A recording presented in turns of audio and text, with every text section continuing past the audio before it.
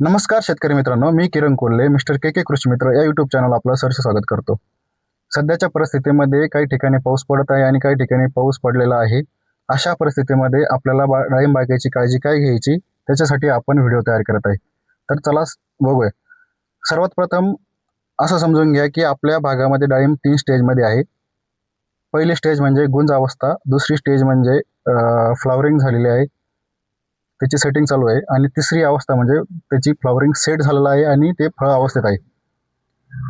या प्रत्येक अवस्थेसाठी मी वेगवेगळे स्प्रे देणार आहे आणि वेगवेगळे ड्रिपसाठी औषधं पण देणार आहे। त्यासाठी हा व्हिडिओ शेवटपर्यंत नक्की बघा।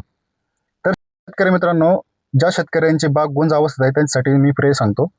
सर्वात प्रथम कृष्णवल्ली कंपनीचं बायोसील 2 ml ने घ्यायचं आहे। त्याच्यामध्ये ताकद, टाटा कंपनीचं ताकद नावाचं औषध आहे, ताकद नावाचं औषध आहे, ते 2 ग्रॅमने घ्यायचं आहे। आता या स्प्रेचं कारण सांगतो। एक्झाकोनल आणि कॅप्टॉप हे 2 बुरशीनाशक त्याच्यामध्ये आहे।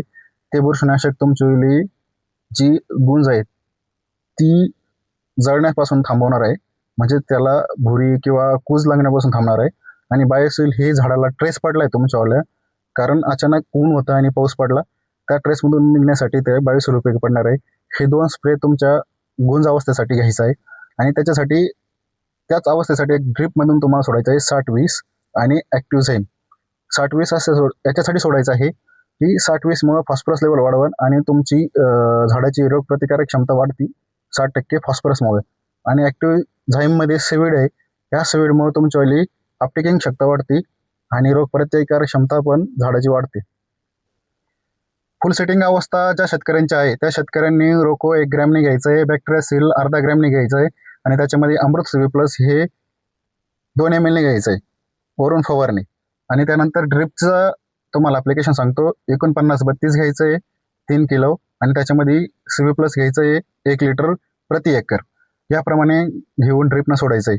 आता मी सीवी प्लस 2 ठिकाणी सांगितलं स्प्रेला आणि ड्रिपला, का बरं सांगितलं, कारण सध्याच्या परिस्थितीमध्ये पाऊस पडला आहे, ढगाळ वातावरण आहे, कॅल्शियम बोरॉनची डिफिशियन्सी येऊ शकते, कॅल्शियम बोरॉनची कमतरता भासू शकते आणि मार्केटमध्ये ग्लुकोनेटमधलं जे औषध आहे सर्वोत्तम उत्तम असलेलं औषध म्हणजे सीवी प्लस आहे।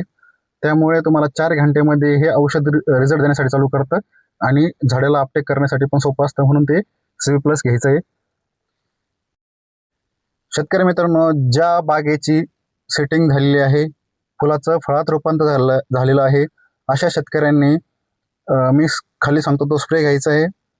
सर्वात पहिलं कोनिका 1 ग्रॅमने घ्या, त्याच्यामध्ये अमृत बायोसील हे 2 ml ने टाका आणि नंतर ड्रिपने तुम्हाला औषध सोडायचं आहे 49-32 3 किलो आणि त्याच्यामध्ये अमृत बायोसील घ्यायचं 1 लिटर। हे सर्व करून तुम्ही ड्रिपने सोडून द्या। शेतकरी मित्रांनो, मी 3 अवस्था सांगितल्या डाळिंबाच्या आणि त्या 3 अवस्थांना वेगवेगळे स्प्रे सांगितले आहे। हे स्प्रे तुम्ही घेऊन तुमची बागेचे नियोजन करू शकतात, बागेची काळजी घेऊ शकतात। फक्त एक लक्षात राहू द्या, सध्या उन्हाचं वातावरण होतं आणि अचानक पाऊस पडला, याच्यामुळे झाड ट्रेसमध्ये गेलेलं असेल। प्रत्येक स्प्रेच्या वेळेस तुम्हाला सिलिकॉन हे घ्यायचंच आहे। सिलिकॉनने तुमच्या झाडाची ट्रेस निघणार आहे, त्यामुळे औषधाचा रिझल्ट पण व्यवस्थित भेटेल। झाडाचा ट्रेस गेल्यामुळे व्यवस्थित रिझल्ट भेटतो, सर्वांनी ध्यानात राहून द्या। आणि स्प्रे करताना शक्यतो सकाळीच करा, जेणेकरून दिवसभर प्रकाशसंश्लेषण क्रिया करून झाडाला आतमध्ये अन्नद्रव्य अपटेक करण्यासाठी वेळ भेटेल आणि रिझल्ट तुम्हाला व्यवस्थित भेटेल। शेतकरी मित्रांनो, काळजी करू नका। अजून काही प्रॉब्लेम असेल तर तुम्ही तुमचे प्रॉब्लेम आमच्या व्हिडिओच्या कमेंटमध्ये शेअर करा, मी त्यावरती व्हिडिओ बनवल किंवा तुम्हाला कमेंटमध्ये रिप्लाय करेल। आमचा व्हिडिओ आवडला असेल तर नक्की शेअर करा, व्हिडिओवर कमेंट करा, फॉलो करा। थँक्यू, धन्यवाद। जय हिंद, जय जवान, जय